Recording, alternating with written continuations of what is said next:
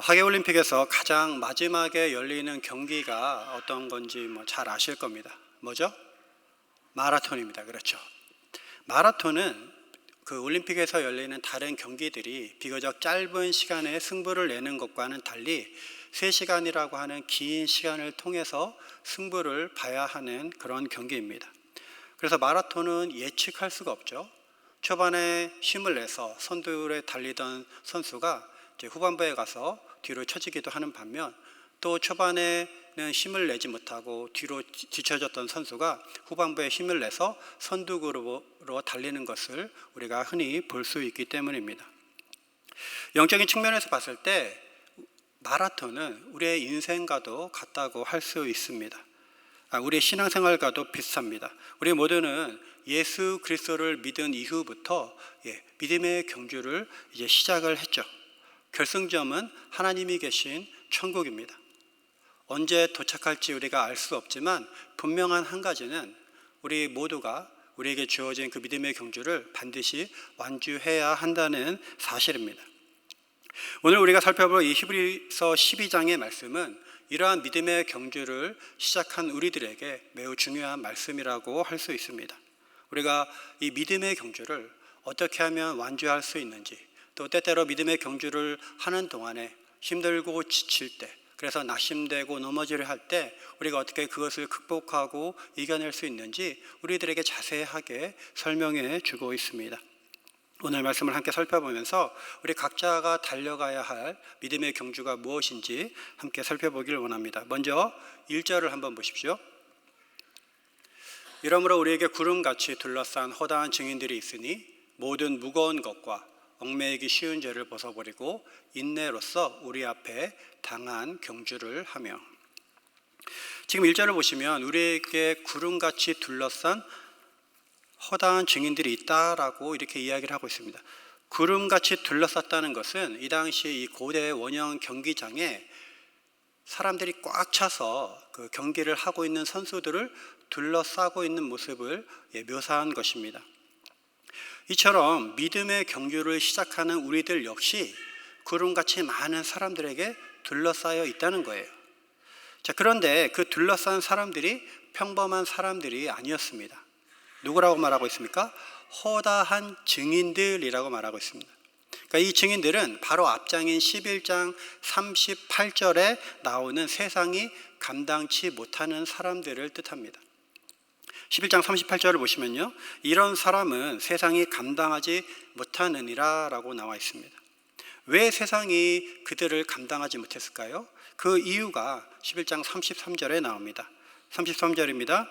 그들은 믿음으로 나라들을 이기기도 하며 의를 행하기도 하며 약속을 받기도 하며 사자들의 입을 막기도 하며.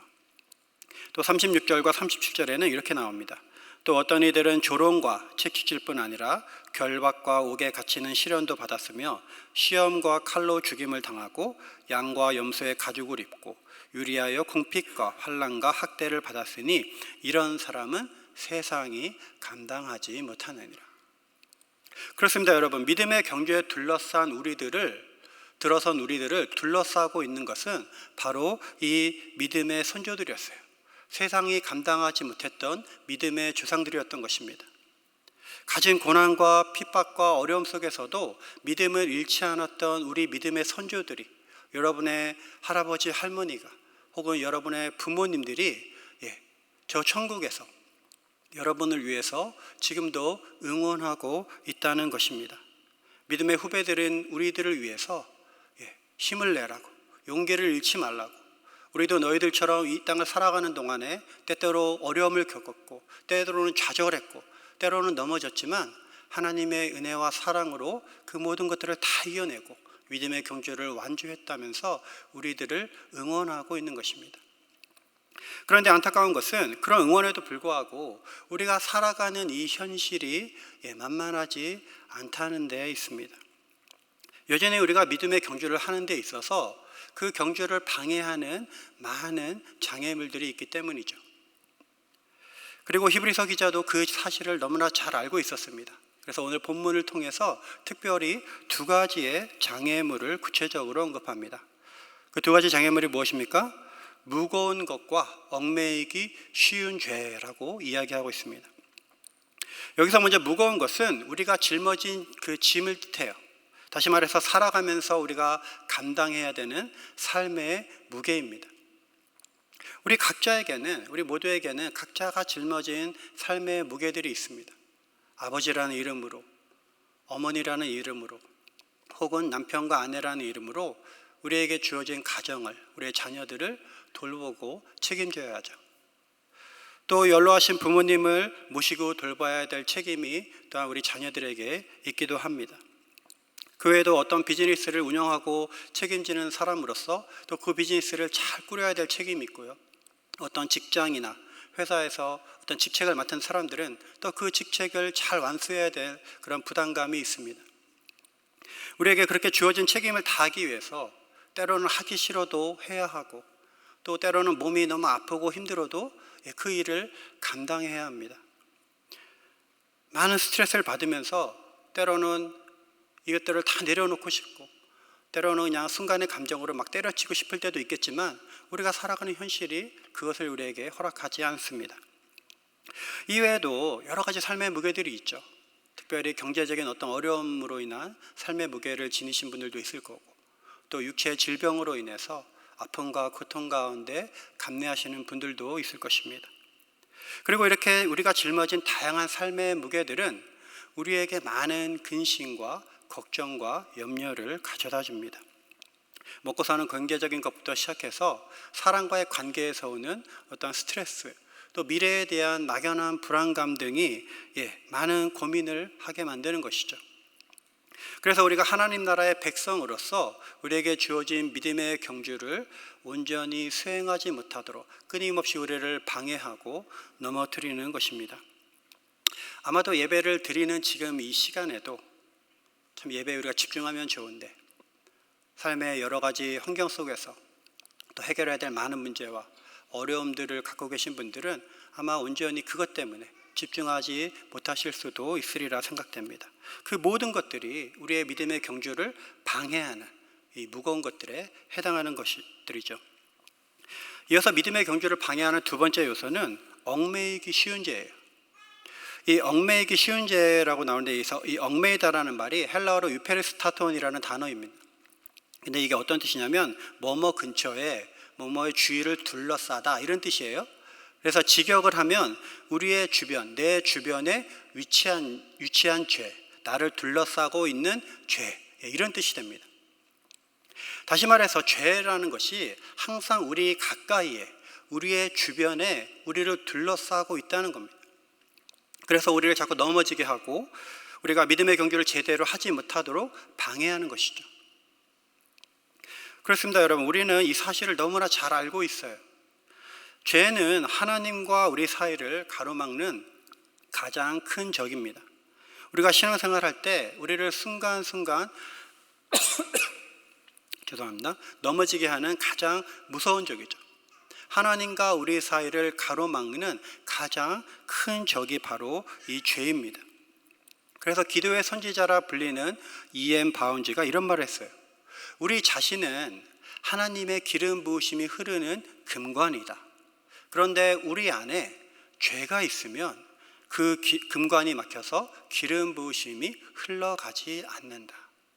정말 정확한 표현인 것 같아요. 하나님께서 우리에게 허락하신 많은 축복과 은혜가 있는데, 지금도 매 순간마다 우리 각 사람을 향하신 하나님의 그 놀라우신 뜻을 따라서 우리에게 수많은 은혜와 능력과 은사를 부어주시는데, 우리 안에 죄가 있으면 그것이 우리 안에 갇혀서 밖으로 흘러나가지 못한다는 거예요. 하나님은 우리 각 사람을 통해서 이 땅 가운데 하나님의 선한 영향력을 행사하시고 하나님의 나라와 하나님의 통치가 이루어지길 원하시는데, 우리가 짓는 죄 때문에, 우리 안에 있는 수많은 죄성 때문에 그것이 우리 안에 막혀서 하나님의 그 놀라우신 뜻이, 하나님의 위대한 뜻이 세상 가운데 또 우리의 삶의 주변 가운데 퍼져나가지 못한다는 것입니다. 여러분, 이 시간에 우리 자신을 한번 잘 돌아봤으면 좋겠습니다. 여러분으로 하여금 믿음의 경주를 온전하게 하지 못하는 그 방해하고 있는 그 죄는 무엇입니까? 여러분 자신을 위축되게 만들고 하나님의 자녀로서 하나님의 자녀임에도 불구하고 하나님 앞에 당당하게 서지 못하게 하는 그 죄는 무엇입니까? 그래서 그 죄 때문에 때로는 예배하는 게 좀 불편하고 기도하는데 주저하게 되고 말씀 앞에 서는 것을 자꾸 멀리하게 만드는 여러분 안에 있는 그 죄는 무엇입니까? 이 죄의 문제가 해결되지 않는 한 우리는 믿음의 경주를 결코 온전하게 해낼 수가 없습니다. 그렇기 때문에 히브리서 기자는 무거운 것과 얽매이기 쉬운 죄를 벗어나라고 우리에게 말하고 있는 것입니다. 자, 그렇다면 이렇게 우리의 삶의 무거운 것과 얽매이기 쉬운 죄들이 우리의 그 믿음의 경주를 방해하는 상태에서 우리가 어떻게 이 경주를 완주할 수 있을까요? 어떻게 해야 우리가 끝까지 이 믿음의 경주를 잘 해낼 수 있을까요? 1절 후반부부터 4절까지 히브리서 기자는 그 경주를 잘 완주할 수 있는 4가지 방법에 대해서 우리들에게 소개하고 있습니다. 먼저 첫 번째는 인내하는 거예요. 1절 하반부를 보십시오. 인내로서 우리 앞에 당한 경주를 하며. 믿음의 경주를 하는 데 있어서 우리가 가져야 될 첫 번째 요소는 인내입니다. 우리에게 이 인내가 필요한 이유는 인내하지 않으면 성장하지 않기 때문에 그래요. 그 자리에서 멈추게 됩니다. 달리기들을 다 해보셨죠? 달리기 안 해보신 분들은 없을 텐데, 달리기를 시작한 후에 어느 정도 시간이 지나면 제일 먼저 우리의 몸에 나타나는 반응이 뭐죠? 숨이 가파르게 됩니다. 호흡이 가팔라져요.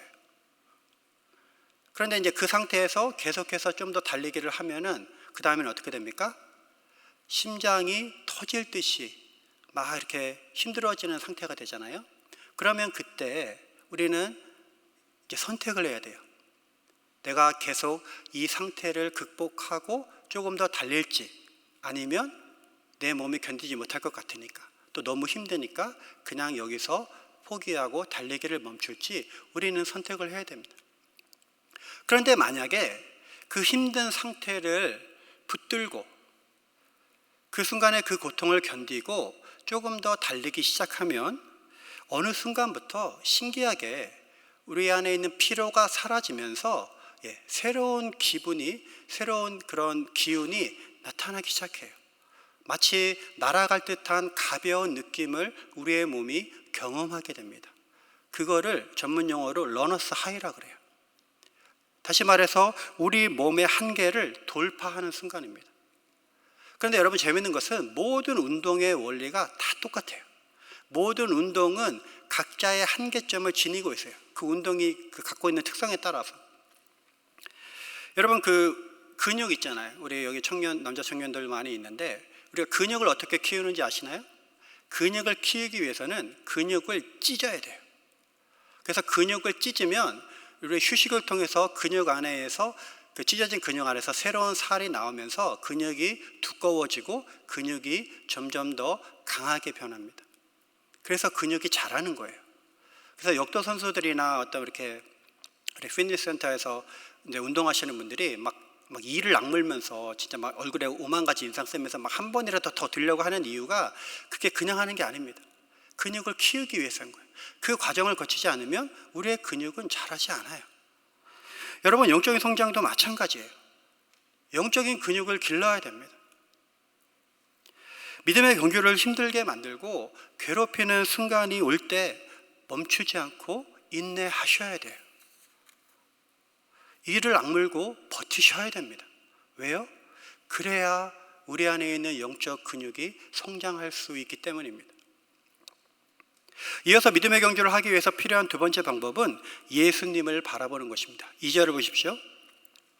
믿음의 주여 온전케 하시는 이인 예수를 바라보자. 여기서 바라보자를 이 헬라 원어로 보면 아포라오라는 단어를 쓰고 있습니다. 근데 이 단어는 어떤 뜻이냐면 다른 곳에서 눈을 돌려 특정한 곳을 바라보다, 주목하다, 이런 뜻이에요. 그러니까 두 가지의 행동이 포함되어 있는 단어입니다. 첫 번째는 뭐예요? 다른 엉뚱한 것을 보고 있는 내 시선을 돌려서 내가 봐야 할 것을 보게 만드는 거예요. 그 다음에는 이미 돌린 그 시선이 다시 돌아가지 못하도록 계속해서 지켜보게 하는 겁니다. 움직이지 않는 거예요. 여러분, 공부를 잘하려면 어떻게 해야 됩니까? 우리 청년들도 많이 계신데, 공부할 때 우리가 책을 이렇게 볼 때 잡생각이 들 수가 있잖아요. 그렇죠? 집중력이 흐트러질 수 있습니다. 그럴 때 어떻게 해야 됩니까? 그걸 이기려면 잡생각을 떨쳐버리고 다시 책을 집중해야 되죠. 그렇죠? 그래야지 공부에서 좋은 성과를 낼 수 있습니다. 여러분, 부부가 오랫동안 행복하게 결혼 생활을 유지하려면 어떻게 해야 되죠? 부부가, 남편과 아내가 한눈 팔면 안 돼요. 그렇죠? 우리 여기 이제 남편분들 많이 계시는데, 예를 들어보겠습니다. 우리 길을 아내와 남편이 같이 걷고 계세요. 그런데 지금 여러분들 앞에 정말 한눈에 봐도 너무 시선을 뺏을 만한 아름다운 여인이 앞에 나타났어요. 그리고 이쪽으로 걸어오고 있습니다.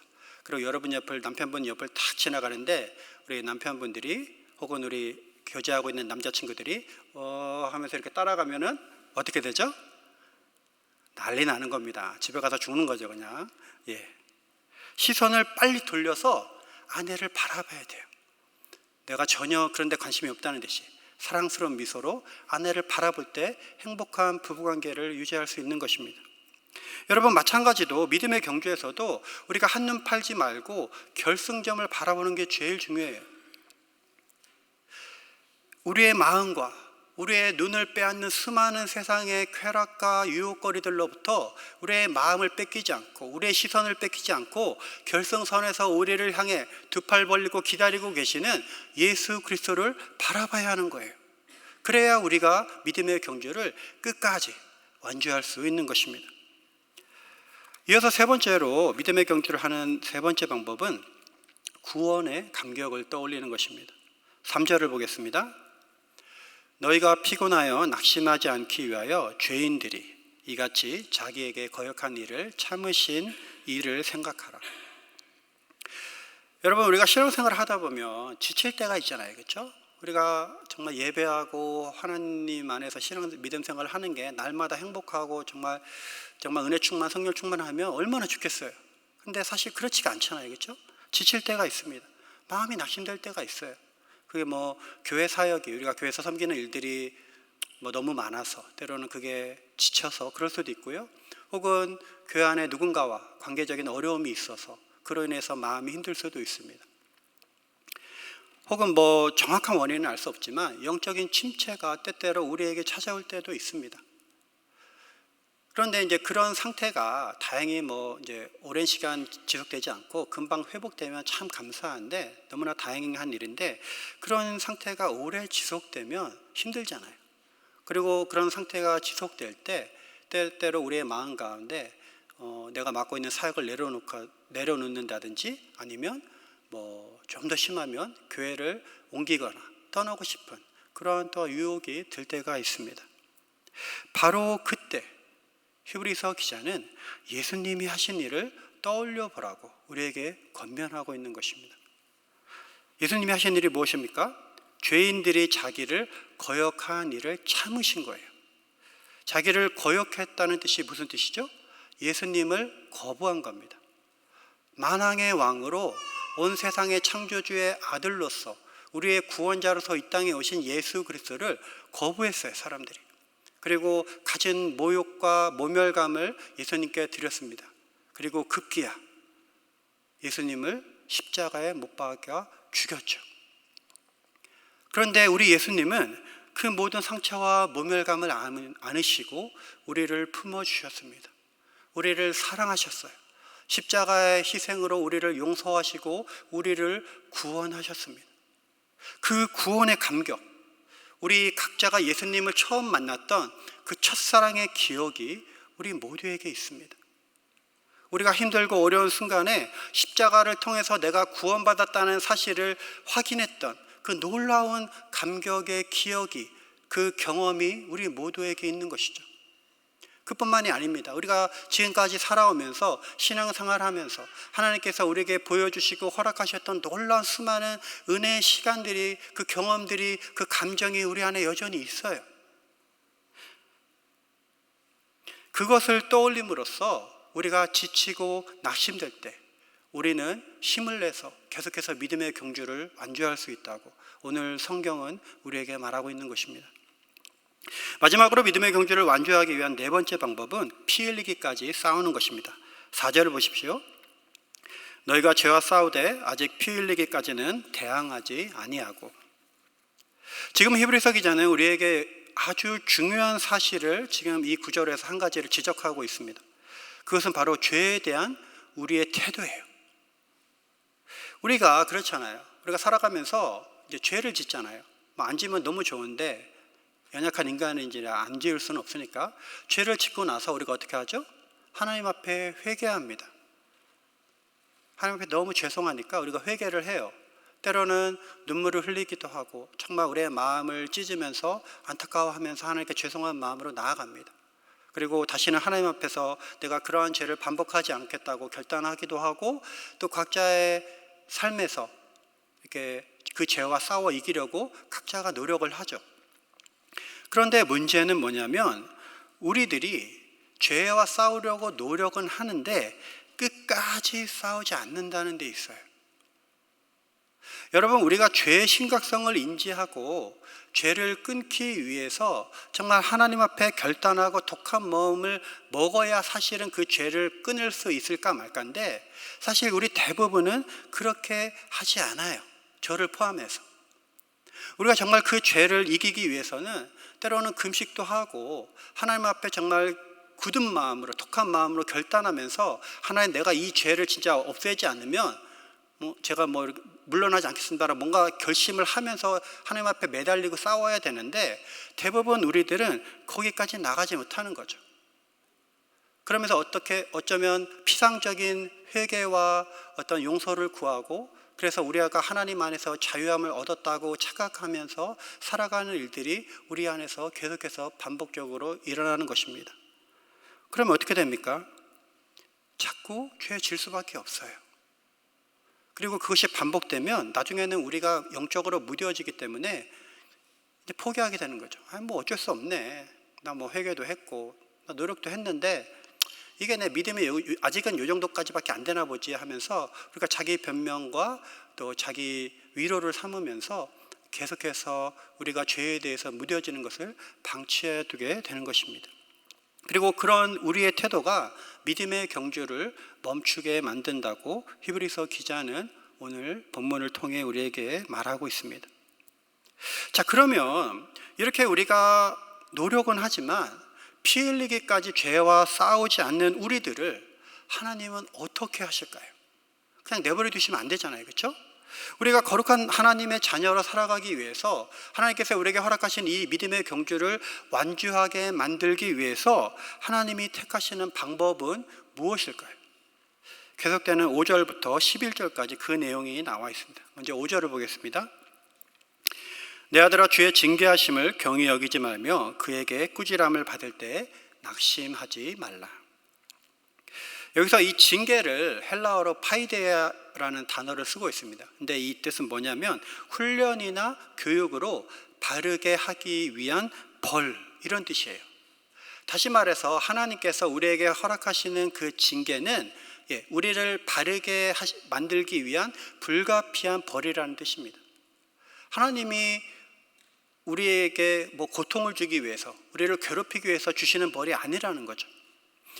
우리를 사랑하시기 때문에 우리에게 더 나은 삶을 주시기 위해서, 우리가 하나님의 뜻대로 살아가게 하시기 위해서 하나님이 어쩔 수 없이 주시는 벌이라는 거예요. 그렇기 때문에 히브리서 기자가 뭐라고 말해요? 징계를 받는다고 해서 낙심하지 말라는 겁니다.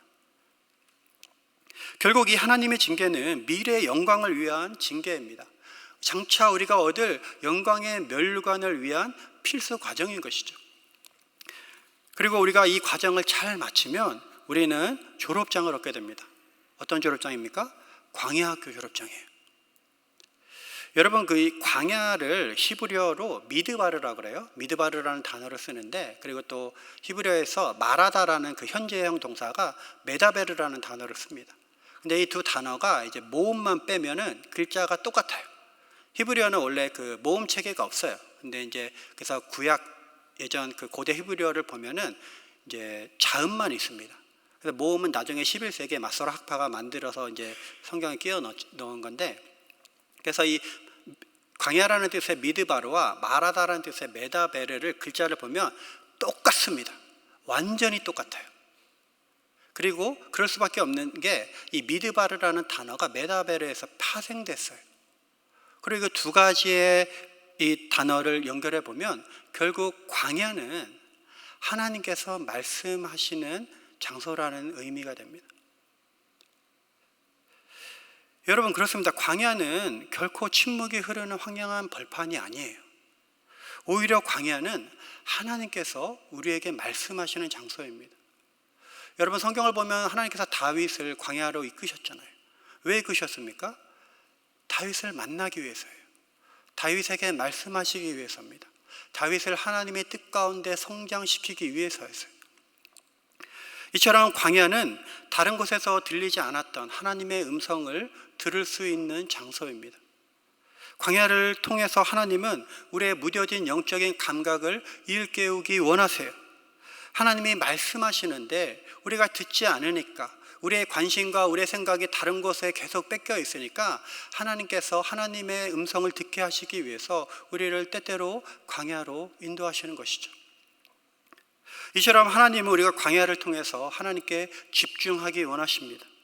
우리를 짓누르고 있는 삶의 많은 무거운 것들과 얽매이기 쉬운 죄에서 벗어나 믿음의 주요 온전케 하시는 이인 예수 그리스도를 바라보도록 만드시는 겁니다.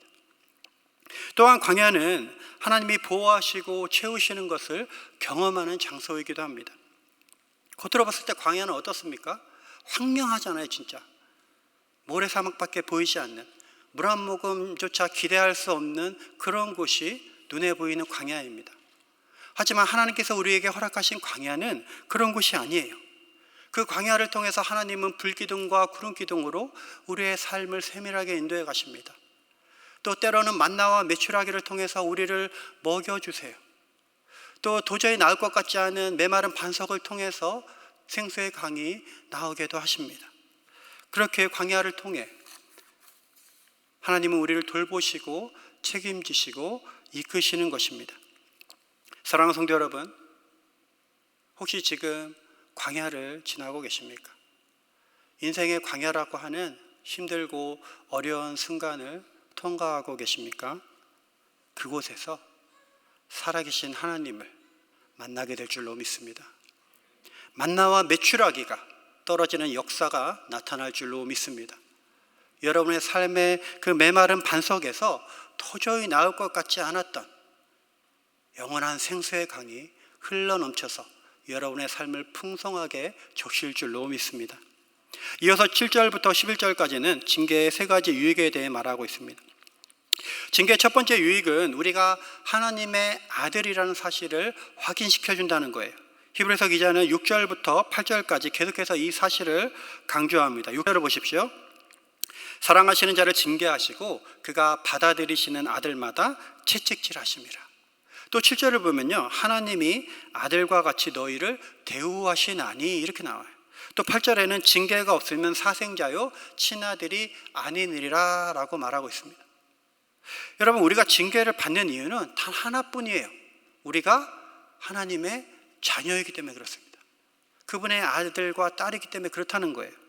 이것이 징계를 통해서 우리가 알 수 있는 첫 번째 유익입니다.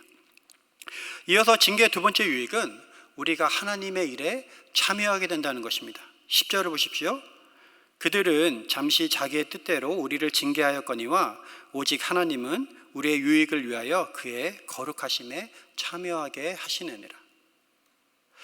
오늘 성경에도 나오지만 우리 육신의 부모도 때때로 우리 자녀들에게 벌을 주잖아요. 그렇죠? 그래서 물론 우리 부모님들도 사랑하는 마음으로 우리 자녀가 잘 되기를 원하는 마음으로 벌을 주시기도 하지만 때로는 어떤 인간적인 감정이 앞서서, 그렇죠? 잘못된 판단으로 벌을 줄 때도 있습니다. 그게 우리의 연약함이죠. 그런데 우리 영의 아버지 되신 우리 하나님은 온전히 우리의 유익을 위해서 우리에게 벌을 주시는 거예요. 그리고 그 유익이라는 것은 하나님의 거룩한 일에 참여하는 것을 말합니다. 그렇습니다, 여러분. 하나님께서는 광야 학교를 통과한 사람들에게 의와 평강의 열매를 맺을 수 있도록 축복하세요. 하나님의 거룩한 일을 맡을 수 있는 특권을 허락하시는 것입니다. 그것은 오직 징계를 받은 자들만이 누릴 수 있는 두 번째 유익입니다. 마지막으로 징계의 세 번째 유익은 의와 평강의 열매를 얻는다는 사실입니다. 11절입니다. 무릇 징계가 당시에는 즐거워 보이지 않고 슬퍼 보이나 후에 그로 말미암아 연단받은 자들은 의와 평강의 열매를 맺느니라.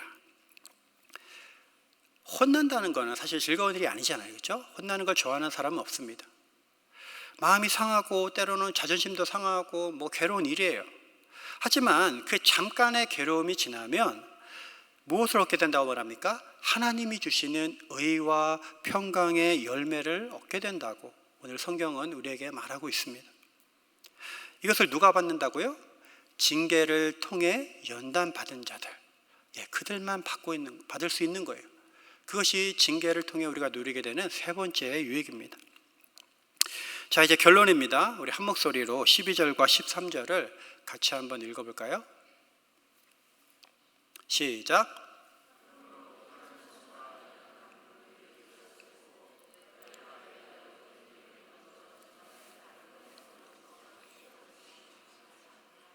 아멘.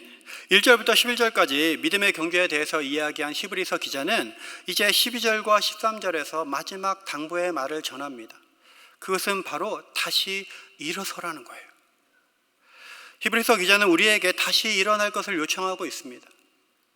삶의 여정 속에서 지치고 힘들어 피곤해진 손과 연약해진 무릎을 일으켜서 다시 힘차게 믿음의 경주를 계속해 해나갈 것을 우리에게 요청하고 있습니다.